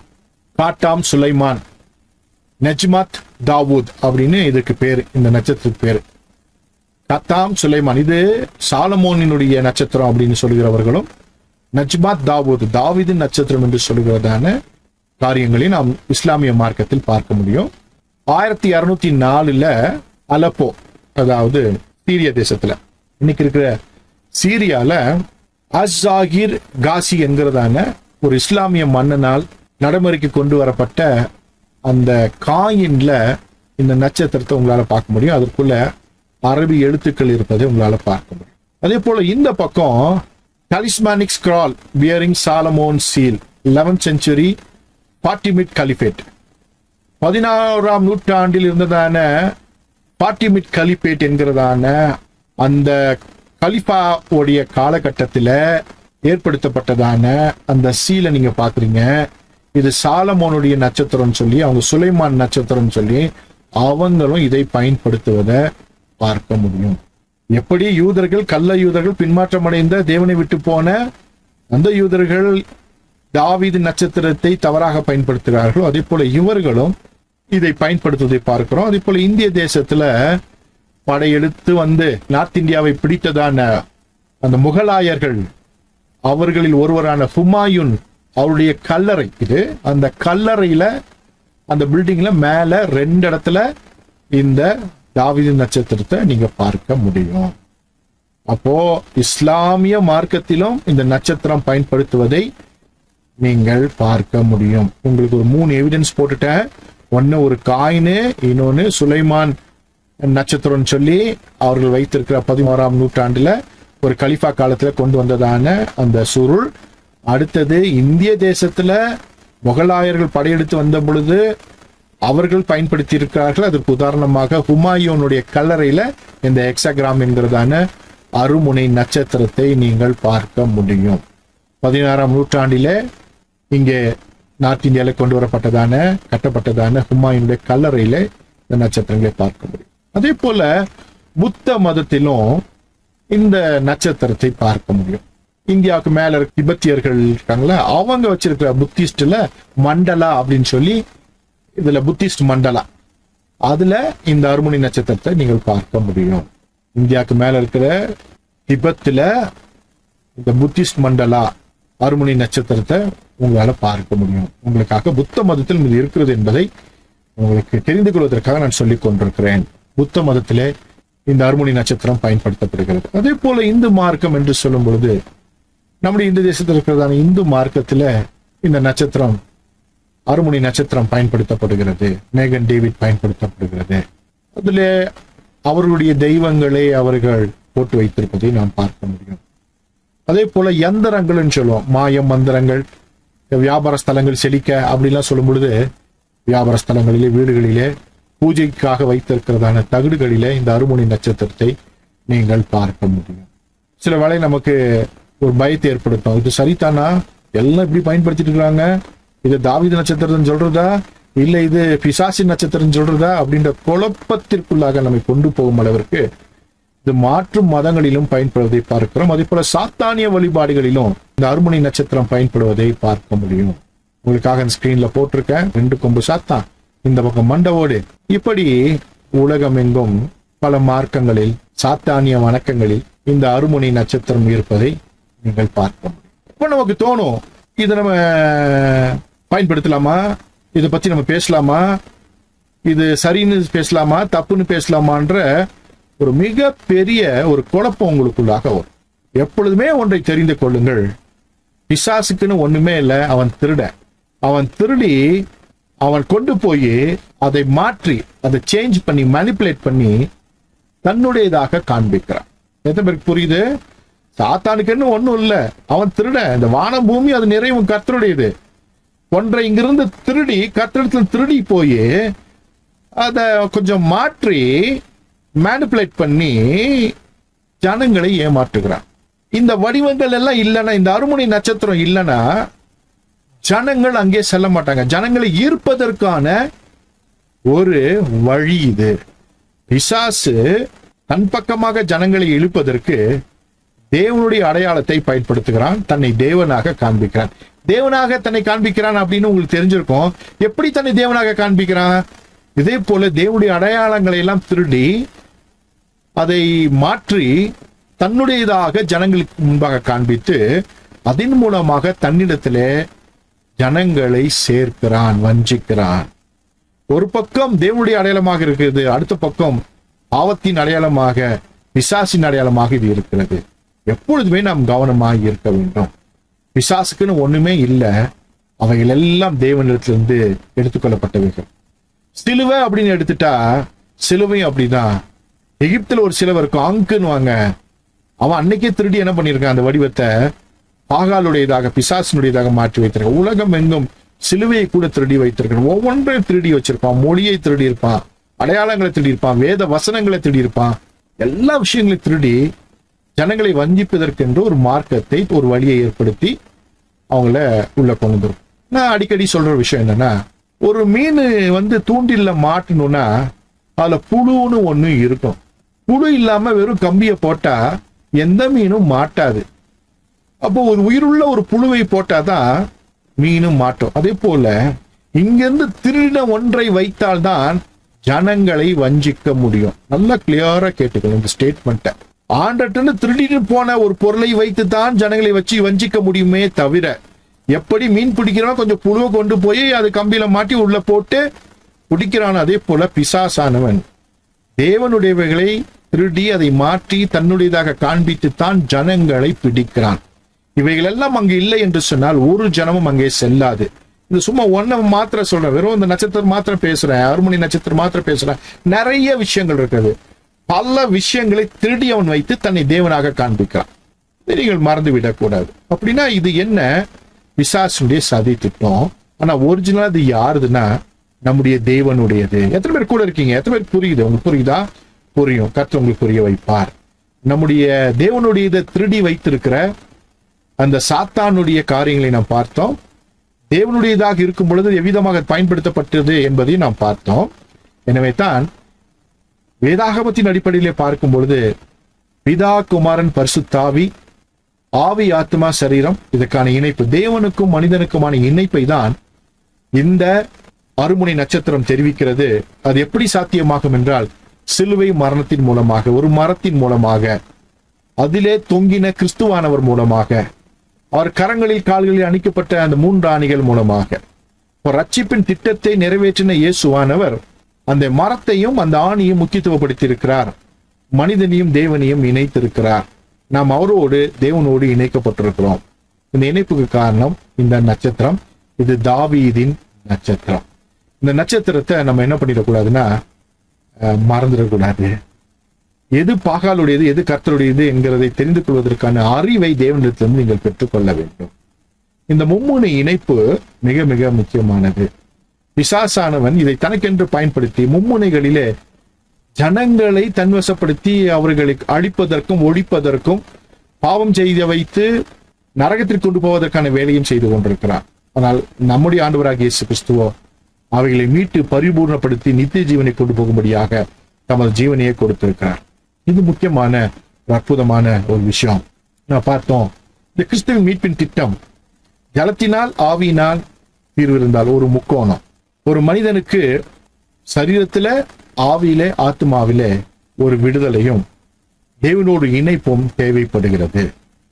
முதல்ல விடுதலை, ஆவியில விடுதலை, ஆத்மாவில விடுதலை, சரீரத்துல விடுதலை. அப்புறம் இணைப்பு, தேவனோடு இணைப்பு, ஆவியில, ஆத்மாவில, சரீரத்துல தேவனோடு இணைப்பு.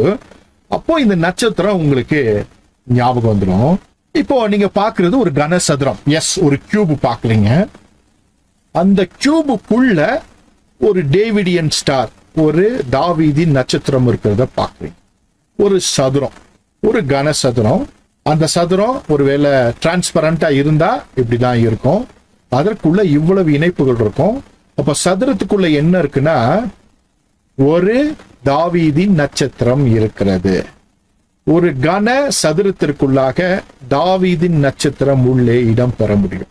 வெளிப்படுத்தும் விசேஷம் 21-26 வாசிக்கும் போது அந்த நகரம் சதுரமாயிருந்தது, அதன் அகலமும் நீளமும் சமமாயிருந்தது. அவன் அந்த கோலினால் நகரத்தை அளந்தான். அது 12,000 ஸ்தாதி அளவாயிருந்தது. அதன் நீளமும் அகலமும் உயரமும் சமமாயிருந்தது. அவன் அதன் மதிலை அளந்த போது அது தூதனுடைய அளவாகிய மனுஷ அளவின்படியே 144 முழமாயிருந்தது. ஒரு ஸ்கொயர், உயரம், அகலம், நீளம் எல்லாம் சரிசமம். அதாவது 12,000 ஸ்டேடியா அப்படின்ற அளவு, கிரீக் அளவுல ஸ்டேடியான்வாங்க. இந்த ஸ்டேடியா அளவு இருக்கக்கூடிய ஒரு நகரம் எவ்வளவு பெருசா இருக்கும் அப்படின்னு கற்பனை பண்ணி பாருங்க. சரியா? அப்போ இந்த சதுரமா இருக்கும். அப்போ பூமி மேல வச்சா இது என்ன பண்ணுனா பயங்கர உயரம். அது என்ன அளவு நான் உங்களுக்கு சொல்ல போறேன். அதுக்கு முன்னால இந்த கனசதுரத்துக்குள்ள ஒரு நட்சத்திரம், அருமுனை நட்சத்திரம் இருக்கு அப்படின்னு நம்ம பார்த்தோம். இதை உங்களுக்காக ஒரு முக்கியமான ஒரு விஷயத்த காண்பிக்க போறேன். இங்க பாத்தீங்கன்னா உங்களுக்கு தெரியும். நல்லா 2-3 முறை பார்த்துக் கொள்ளுங்க. அருமுனை நட்சத்திரத்தை ஒரு சதுரத்துக்குள்ள, ஒரு கனசதுரத்துக்குள்ள ஒரு மூலையில இருந்து அப்படியே வெறிச்சா என்ன ஆகுது? புரிஞ்சுச்சா? புதிய எருசலேம் எதை அடையாளப்படுத்துகிறது? இந்த அருமுனை நட்சத்திரம் எதை அடையாளப்படுத்துகிறது? பிசாசு இதை எவ்வளவாய் திட்டம் பண்ணி நம்முடைய சிந்தையை விட்டு, நம்முடைய வாழ்க்கையை விட்டு தூரப்படுத்தி இருக்கிறான். அப்போ சதுரம் அப்படின்னு நம்ம புதிய எருசலேமை சொல்லும் பொழுது அது தாவீதின் நட்சத்திரத்தை அடையாளப்படுத்துகிறது. அருமுனை நட்சத்திரம் அந்த நட்சத்திரத்தை அப்படியே ஒரு முனையிலிருந்து உள்ளே இழுத்து உள்ள கொண்டு போனோம்னா அந்த கனசதுரத்திற்குள்ளாக அப்படியே பொருந்துகிறது. அப்படியே பார்த்து கொள்ளுங்க, எவ்வளவு அற்புதமான விஷயம். அதாவது இதோடைய அளவு என்னன்னு சொல்லனா 2220 கிலோமீட்டர், 2220 கிலோமீட்டர் நீளம், 2220 கிலோமீட்டர் அகலம், 2220 கிலோமீட்டர் உயரம். அதாவது என்ன சொல்லனா 4.9 மில்லியன் ஸ்கொயர் கிலோமீட்டர்ஸ். மில்லியன்னா அது கூட ஒரு 0 போட்டுங்க. 49 லட்சம் ஸ்கொயர் கிலோமீட்டர், 49 லட்சம் square kilometre, 4.9 million square kilometre அளவு. அதாவது இது ஒருவேளை நம்ம பூமி மேல வச்சோம்னா, பூமி மேல வச்சா எவ்வளவு உயரம் வரும்னா, வான மண்டலத்துல எங்க போகும்னா எக்ஸோஸ்பியர் அப்படின்னு சொல்லுவாங்க. எக்ஸோஸ்பியர்ன்றது ஏறக்குறைய 600 கிலோமீட்டர் அந்த ஆரம்பிக்கும். அங்க இருந்து ஏறக்குறைய 600 கிலோமீட்டர் ஞாபகம் வச்சுக்கொள்ளுங்க. இந்த படத்தை இன்னைக்கு போட முடியல, ஆனா ஒண்ணு தெரிஞ்சுக்கோங்க, நம்ம பூமிக்கு மேல வெளியே என்ன பண்ணிருக்காங்கன்னா ஒரு இன்டர்நேஷனல் ஸ்பேஸ் ஸ்டேஷன் ஒண்ணு விட்டுருக்காங்க இல்லையா? உங்களுக்கு தெரியுமா? இன்டர்நேஷனல் ஸ்பேஸ் ஸ்டேஷன் ஒண்ணு இருக்கு. அதுலதான் வருஷம் அமெரிக்காக்காரங்க, ரஷ்யாக்காரங்க, ஜப்பான்காரங்களா உள்ள போய் என்ன பண்ணுவாங்க, கொஞ்சம் 6 மாசம் 7 மாசம் ஆராய்ச்சி செஞ்சுட்டு வந்துருவாங்க. அது எவ்வளவு தூரத்துல இருக்குன்னா 386 கிலோமீட்டர் தூரத்துல இருக்கு. பூமியில இருந்து 386 கிலோமீட்டர் தூரத்துல இருக்கு. அதனால உங்க கண்ணுக்கு அது தெரியவே தெரியாது. யாராச்சும் பார்த்திருக்கீங்களா அந்த ஸ்டேஷனை, இன்டர்நேஷனல் ஸ்பேஸ் ஸ்டேஷனை? படத்துல தான் பார்க்க முடியும், வெறும் கண்ணுக்கு என்ன பண்ணாது தெரியாது. ஏன்னா 386 கிலோமீட்டர் இருக்கு. ஆனா இது எவ்வளவு கிலோமீட்டருங்க? 2220 கிலோமீட்டர். எக்ஸோஸ்பியர் வரைக்கும் போகக்கூடிய, அதாவது ஸ்பேஸ் ஸ்டேஷன் இருக்கிறதே நம்முடைய அட்மாஸ்பியருக்கு மேலதான், அதை விட தாண்டி மேல இருக்கு. 386 கிலோமீட்டர் தூரத்துல இருக்கு. அவ்வளவு தூரத்துல எந்த பிளேனும் பறக்காது, ஒன்னும் பறக்காது. ராக்கெட் தான் போக முடியும். 40,000 அடிக்கு தான், வெறும் 40,000 இருந்து 55,000 அடி தூரம் வரைக்கும் தான் பிளேனே பறக்கும். அதுக்கு மேல பிளேன் பறக்க முடியாது. அதுக்கு மேல போனா ராக்கெட்ல தான் போகணும். அவ்வளவு தூரம் இன்டர்நேஷனல் ஸ்பேஸ் ஸ்டேஷனுக்கு அவங்க ராக்கெட்ல தான் போயிட்டு வராங்க. இது என்னடானா 2220 கிலோமீட்டர் உயரமாமா. யோசித்து பாருங்க, அவ்வளவு பெரிய ஒரு புதிய எருசலேம். தேவனோடும் மனிதரோடும் இணைக்கப்பட்ட இணைப்பை நமக்கு வெளிப்படுத்துகிற ஒன்றுதான் இந்த புதிய எருசலேம். ஏனென்றால் இந்த புதிய எருசலேம்ல 12 வாசல்கள் இருக்க போகிறது இல்லையா? உங்களுக்கு தெரியும் நினைக்கிறேன். அது 12 அப்போஸ்தலர்கள், அதே போல 12 முற்பிதாக்கள், அதாவது கோத்திரப்பிதாக்கள், 24, இப்படியா நிறைய விஷயங்கள் உள்ளே இருக்கிறது. அதெல்லாம் நீங்க வாசித்திருப்பீங்க, இதை நான் சொல்லி தர வேண்டிய அவசியம் இல்லை. ஆனா இன்னைக்கு நீங்க தெரிஞ்சுக்க வேண்டிய விஷயம் என்னன்னா, ரட்சிப்பின் திட்டத்தின் நோக்கம் என்ன? புதிய எருசலேமிலே உங்களையும் என்னையும் தேவனோடு இணைத்து வாழ வைப்பதுதான் ரட்சிப்பின் திட்டத்தினுடைய நோக்கம். ரொம்ப ரொம்ப முக்கியமான விஷயம். அதாவது கிறிஸ்தவர்களுக்கு, கிறிஸ்துவை ஏற்றுக்கொண்டவர்களுக்கான இடம் புதிய எருசலேம் தான். நீங்க புதிய பூமியில வேற எங்கேயும் இருக்க மாட்டீங்க, புதிய எருசலேம்ல தான் இருப்பீங்க. மற்றவர்கள் தான் அந்த புதிய பூமியில இருப்பாங்க. நீங்களும் நானும் அவரோடு கூட வாசமா இருப்போம், அவரோடு கூட ஆளுகை செய்வோம், அவரோடு கூட பாடுபட்டு அவரோடு கூட வாசம் செய்வதற்கு நாம் அழைக்கப்பட்டிருக்கிறோம். நம்ம எங்க இருப்போம்னா புதிய எருசலேம்ல இருப்போம்.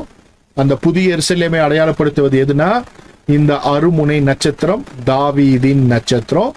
அதனுடைய அளவு என்ன, அந்த புதிய எருசலேமுடைய அளவு என்ன என்பதெல்லாம் நாம் பார்த்தோம். உங்களுக்கு புரிந்திருக்கும் என்று கிறிஸ்துவுக்குள் நம்புகிறேன். ரொம்ப ரொம்ப முக்கியமான விஷயம். எந்த அளவிற்கு பிசாசு நமக்கு எதிராக, தேவனுடையவர்களுக்கு எதிராக சதி செய்கிறான். தேவ ஜனங்களை கொண்டே தேவ அடையாளங்களை அழிக்கிறான், அல்லது மாற்றுகிறான், அல்லது தனக்கு உடைமையாக்கி அதை விட்டு தேவ ஜனங்களை தூரப்படுத்துகிறான் என்கிறதான காரியங்களை நீங்கள் தெரிந்து கொள்ளுங்கள். எனவே ரட்சிப்பு இயலில் இது 3 முக்கியமான விஷயம். ஜலத்தினால், ஆவியினால், தீர்விருந்தால், இது 3 ஒரு மனிதன் நித்திய ஜீவனை பெற்றுக்கொள்ள முடியும். கிறிஸ்துவினால் நாம் பெற்றதான அந்த ரட்சிப்பின் திட்டம் நம்முடைய வாழ்க்கையில் நிறைவேறுவதற்கு இந்த 3 காரியங்கள் மிக மிக முக்கியம். ஜலத்தினால், ஆவியினால், தீர்விருந்தால். முக்கியமான ஒரு வகுப்பை நடத்தி கொண்டிருக்கிறேன். இது இந்த ட்ரிபிள் கான்கிபிஷன்ஸ்ல கடைசி வகுப்பு. அடுத்து நான் வேறு ஒரு தலைப்புக்குள்ள போக போகிறோம். அதற்கு முன்பாக நீங்கள் தெரிந்து கொள்ள வேண்டிய மிகப்பெரிய சத்தியம் என்னன்னா, ரட்சிப்பியலினுடைய நோக்கம் என்ன, ரட்சிப்பியல் திட்டத்தினுடைய அந்த செயல்பாடு என்ன, கிறிஸ்துவானவர் நமக்கு என்ன செய்து போயிருக்கிறார், திரும்ப வருவேன் என்று சொல்லியிருக்கிறாரே, நாம் யாரோடு எங்கே எப்படி இருப்போம், புதிய எருசலேமிலே அவரோடு நாம் இணைக்கப்பட்டவர்களாக, புதிய எருசலேமிலே இணைக்கப்பட்டவர்களாக, விலையேறப்பெற்ற கற்களாக, தூணாக, ஆதாரமாக, வாசல்களாக தேவ திட்டத்தில் நாம் இணைந்து அவரோடு கூட ஆளுகை செய்ய போகிறோம். இந்த மிகப்பெரிய ஸ்லாக்கியத்திற்கு நம்மை பாத்திரவானாக மாற்றின பிதாவாகிய தேவனுக்கு குமாரனாகிய இயேசுவை நாமத்தினாலே பரிசுத்த ஆவியானவருடைய ஒத்தாசையோடு நாம் நன்றிகளை தெரிவித்து அவருக்கு உத்தரவாதிகளாயிருந்து நன்றியுடையவர்களாயிருந்து ரட்சிப்பின் திட்டத்தை செயல்படுத்தி பரிசுத்தவான்களாக வாழ்ந்து நம்மை மாற்றி நம்மை சரி செய்து கிறிஸ்துவுக்குள்ளாக நம்முடைய அன்பை வெளிப்படுத்தி அவர் படைத்த மனிதர்களை நேசித்து அவர் உண்டாக்கின இந்த உலகத்தை நாம் காப்பாற்றி நாம் தேவ பிள்ளைகளாக நடந்து கொள்ள வேண்டும். நீங்கள் ஒருவரில் ஒருவர் அன்பாயிருங்கள் என்கிறதான இந்த பிரமாணத்தை, ராஜரிக பிரமாணத்தை கைக்கொள்ளும் பொழுது மாத்திரம்தான் இந்த ரட்சிப்பின் திட்டத்திற்குள்ளாக நாம் பரிபூர்ணப்பட முடியும். இன்றைக்கு கிறிஸ்தவர்களை எதிர்த்து கொண்டிருக்கிறார்கள். உபதேசங்கள் வழியாக அல்லது வேறு காரியங்கள் வழியாக, பொறாமையினாலே, எரிச்சையினாலே, தேவையில்லாத விகற்பமான யோசனைகளாலே, சுய இச்சையினாலே கிறிஸ்தவர்களுக்குள்ளாக பிரிவினைகள் இருக்கிறது. நீங்கள் அப்படிப்பட்டவர்களாக இராமல் யாரையும் நீங்கள் அவமானப்படுத்தாதவர்களாக, யாரையும் குற்றம் சாட்டாதவர்களாக, யாருக்கும் எதிராய் நிற்காதவர்களாக, சத்தியத்திலே நிற்கிறவர்களாக, அவர்களை விட்டு விலகி நீங்கள் பரிசுத்தமாய் வாழ அழைக்கப்பட்டிருக்கிறீங்க. நாம் யாருக்கும் எதிர்த்து நிற்கல்ல, தேவனோடு நாம் வாழ நாம் அழைக்கப்பட்டிருக்கிறோம். எனவே அவர்களை கர்த்தர் நியாயம் தீர்ப்பார். நாமோ சத்தியத்தில் நின்று தேவனுடைய ராஜ்யத்திற்கு உட்பட்டு அவருடைய பரம எருசலேமில் நாம் பங்கடைவதற்கு நாம் அழைக்கப்பட்டிருக்கிறோம். இந்த மீட்பின் திட்டத்திலே தேவன் வைத்திருக்கிற இந்த 3 முக்கியமான காரியங்கள் எப்பொழுதுமே நினைவு கூர்ந்து நம்முடைய ஹை காலிங், நம்முடைய உயர்ந்த நோக்கத்தை, நமக்கான உயர்ந்த அழைப்பை நாம் புரிந்து கொண்டு அந்த உன்னத நோக்கத்தை நிறைவேற்ற நாம் கடமைப்பட்டிருக்கிறோம். பவுல் அப்போஸ்தலன் சொல்லும் பொழுது மேலானவைகளையே நாடுங்கள், மேலானவைகளே நாம் நாட அழைக்கப்பட்டிருக்கிறோம். குறைவானவைகள் அல்ல, அசுத்தத்தை அல்ல, பாவத்தை அல்ல, பரிசுத்தரை நோக்கி பார்க்க, நீதியை நோக்கி பார்க்க, மேலானவைகளை நோக்கி பார்க்க, யோக்கியமானவை நோக்கி பார்க்க நாம் அழைக்கப்பட்டிருக்கிறோம். கடைசியாக ஒன்றை சொல்லி நான் முடிக்க விரும்புகிறேன். எப்பொழுதுமே குறைகளை பார்த்து கொண்டே இருப்போம் என்று சொன்னால், பாவங்களை குறித்தே பேசிக் கொண்டிருப்போம் என்று சொன்னால், மற்றவர்களுடைய பாவங்களையும் மற்றவருடைய அசிங்கங்களையும் மற்றவர்களுடைய குறைகளையும் நாம் பார்த்து கொண்டே இருப்போம் என்று சொன்னால், நாமும் ஒரு நாளிலே அதை சிக்கிக் கொள்வோம் என்பதை மறந்து போகாதிருங்கள்.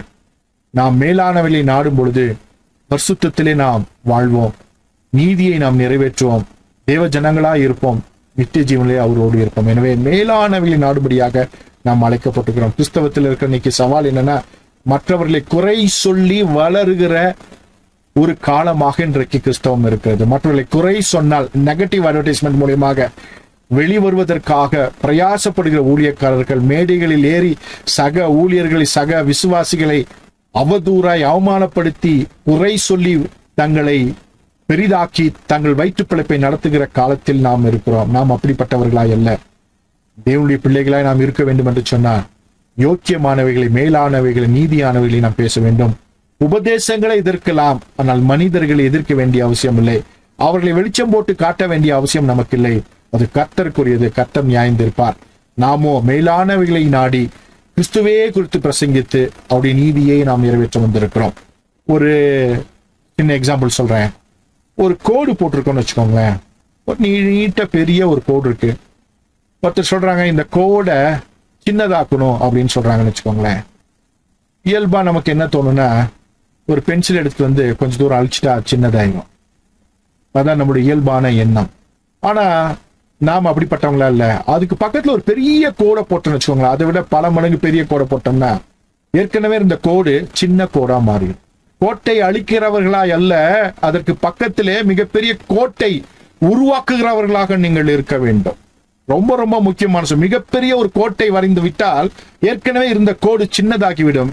நீங்கள் கோட்டை வரையாத வரைக்கும் அந்த கோடு மிக பெரியதாக நம்ம கண்களுக்கு முன்பாக தெரியும்.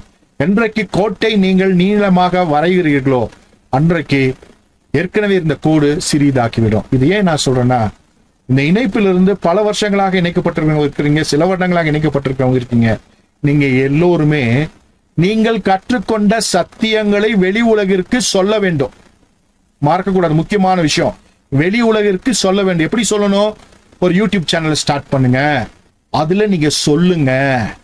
உங்களால முடிஞ்ச அளவுக்கு உங்களுக்கு எது ரொம்ப புரிஞ்சிருச்சோ, எது ரொம்ப யூஸ்ஃபுல்லா இருந்துச்சோ, எது உங்க வாழ்க்கையை மாற்றிச்சோ, எது நல்ல சத்தியம்னு தெரிஞ்சிச்சோ, அவைகளை எல்லாம் பிரகடனப்படுத்த நீங்கள் கடமைப்பட்டு இருக்கிறீர்கள். ஒவ்வொருவரும் இன்னைக்கெல்லாம் ரொம்ப சொல்லணும்னா இன்ஸ்டாகிராமும் யூடியூப் தான் மிகப்பெரிய சாதனங்களாக இருக்கிறது. தனித்தனியா போய் எத்தனை பேருக்கு சொல்லுவீங்க?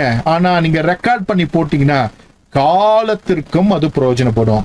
நான் எல்லாத்தையும் மறைச்சு வச்சிருக்கேன், நீங்க வெளிப்படையா பேசுங்க. என் ஸ்டூடெண்ட்ஸ், யெஷுவா பைபிள் ஸ்டூடெண்ட்ஸ் வெளியே போய் சொன்னீங்கன்னா, அது உங்களுடையதாகவே சொன்னீங்கன்னா ரொம்ப சந்தோஷப்படுவேன். என்னென்றால் சத்தியம் கர்த்தருடையது. நான் கர்த்தரிடத்தில் பெற்றுக்கொண்டேன், நான் உங்களுக்கு சொல்லி தருகிறேன். ஒவ்வொருவரும் மறக்காம என்ன பண்ணுனா, ஒரு யூடியூப் சேனலை ஸ்டார்ட் பண்ணி அழகா ரெக்கார்ட் பண்ணி உங்களுக்கு தெரிந்த புரிந்த, அதாவது யெஷுவா பைபிள்ல படிச்சதை மாத்திரம் நீங்க சொல்லுங்க, மற்றதெல்லாம் வேண்டாம். அப்படி எத்தனை பேர் செய்வீங்கன்னு தெரியாது. அப்படிப்பட்டவர்களை நான் வரவேற்கிறேன். அதற்கான உதவிகளை செய்ய நான் ரெடியா இருக்கிறேன். அதற்கான இந்த டெக்னாலஜி கிளாஸ் எடுத்து எப்படியெல்லாம் ரெக்கார்ட் பண்ணும், எப்படியெல்லாம் என்ன பண்ணலான்ற வகுப்பையும் நான் நடத்தி தருவதற்கு நான் விருப்பப்படுகிறேன். அப்படிப்பட்டவர்கள் இருப்பீர்கள் என்று சொன்னால் என்னுடைய வாட்ஸ்அப் நம்பருக்கு உங்கள் கருத்துக்களை தெரியப்படுத்துங்க. அதன் மூலமாக தேவனுடைய ராஜ்யத்தை நீங்க கட்டலாம். இன்னைக்கு தவறுன்னு போட்டிருக்க கோட்டை நீங்க சத்தியம் என்கிற மிகப்பெரிய கோட்டினாலே நிரூபித்து கர்த்தர் பெரியவர் என்பதை ஜனங்களுக்கு முன்பாக தெரியப்படுத்த போகிறீர்கள். அப்படி செய்வது உங்களுடைய கடமை. கற்றுக்கொண்டோம், காணிக்கை கொடுத்தோம் என்பதல்ல, நீங்கள் பெற்றுக்கொண்டதை மற்றவர்களுக்கு சொல்லிக் கொடுத்தால்தான் இந்த தேசம் மாறும், கிறிஸ்தவ சூழ்நிலை மாறும், பின்மாற்றில் இருக்கிற ஜனங்களை நாம் காப்பாற்ற முடியும். நிறைய கள்ளோபதேசிகளுக்கு எதிராக இந்த சத்தியமானது செல்லும். அவர்களையும் மனம் மாற்றலாம், இல்லை என்றால் உங்களை அவர்கள் எதிர்க்கலாம். இரண்டும் நடக்கும். ஆனால் தேவர் ராஜ்யம் உங்கள் மூலமாக கட்டப்படும். மறந்து விடாதீர்கள். இந்த இணைப்பில் இருக்கிற ஒவ்வொருவர் விசேஷித்தமானவர்கள். எப்பொழுதுமே சொல்லுவேன், நீங்களா அறிவாளிங்கன்னு சொல்லுவேன். ஏதோ சும்மா சொல்றேன்னு நினைக்காதீங்க. மனதிலிருந்து ஆழத்திலிருந்து சொல்லுகிறேன். அப்படி இல்லை என்றால் இந்த இணைப்பில் நீங்கள் வந்து சேர்ந்திருக்கவே முடியாது. கர்த்தர் உங்களை கொண்டு வந்து சேர்த்திருக்கிறார். எத்தனையோ சிரமங்களுக்கு நடுவாக வந்திருக்கிறீர்கள். கர்த்தர் உங்களை பயன்படுத்த சித்தமுள்ளவராய் இருக்கிறார். எனவே நீங்களும் சோசியல் மீடியால என்னை விட அழகா நேர்த்தியா பேசுனீங்கன்னா ரொம்ப சந்தோஷம். உங்கள் மூலமாக சத்தியங்கள் வெளி உலகத்துக்கு சென்றால் தேவனுடைய ராஜ்யம் கட்டப்படும் என்பதை நாம் மறந்துவிடக்கூடாது. மற்றவர்களை தாக்கி அல்ல, சத்தியத்தை மட்டும் பேசுவதற்கு நாம் அழைக்கப்பட்டிருக்கிறோம். இந்த இணைப்பில் இருக்கிற அத்தனை பேரும் அப்படி புத்திசாலிகளாக ஞானவான்களாக இருக்கிறீர்கள். எனவே நீங்கள் இதை செய்தால் தேவனுடைய ராஜ்யம் கட்டப்படும். எனக்கும் ஒரு மன மகிழ்ச்சியை தரும். எனவே மறக்காமல் இன்றைக்கு உங்களுடைய கருத்துக்களை எனக்கு தெரியப்படுத்துங்கள். அந்த கருத்துக்கள் மூலமாக நானும் வருங்காலையிலே உங்களுக்கு எந்த விதத்தில எல்லாம் உதவி செய்ய முடியுமா, டெக்னிக்கலா என்னெல்லாம் செய்ய முடியுமோ அதை செய்வதற்கு நானும் விருப்பப்படுகிறேன். ஒரு நல்ல ஒரு யூடியூப் சேனல் ஆரம்பித்து அத்தனை பேரும் செய்தால் அல்ல கர்த்தருடைய ராஜ்யம் கட்டப்படும் என்பதிலே எந்த விதமான மாற்று கருத்தும் இல்லை. அடுத்த 50 வருடங்களிலே நீங்கள் கற்றுக்கொண்ட சத்தியத்தின் மூலமாக மிகப்பெரிய ஒரு மாற்றம், எழுப்புதல் உண்டாகும். தேவ ஜனங்கள் விடுதலையாக்கப்படுவார்கள். பார்வோன்கள் கைகளில் சிக்கி இருக்கிற அடிமைத்தனத்தில் இருக்கிற மிகப்பெரிய கூட்டம், வெகு கூட்டம், அவர்கள் தேவநிலையிலே வருவார்கள் என்பதை மறந்துவிடக் கூடாது. எனவே இவைகளெல்லாம் நினைவில் வைத்துக் கொண்டு உங்களுடைய ஊழியத்தை, இந்த ஆன்லைன் ஊழியத்தை, இந்த மீடியா ஊழியத்தை ஆரம்பியுங்கள் என்று இயேசுவின் நாமத்தினாலே கேட்டுக்கொள்கிறேன். இதுவரைக்கும் பொறுமையாய் கேட்டு உங்கள் யாவரையும் கர்த்தர் ஆசீர்வதிப்பாராக. கர்த்தராகிய இயேசு கிறிஸ்துவின் கிருபையும் தேவனுடைய அன்பும் பரிசுத்த ஆவியானவருடைய ஐக்கியமும் உங்கள் அனைவரும் கூட இருப்பதாக. ஆமென்.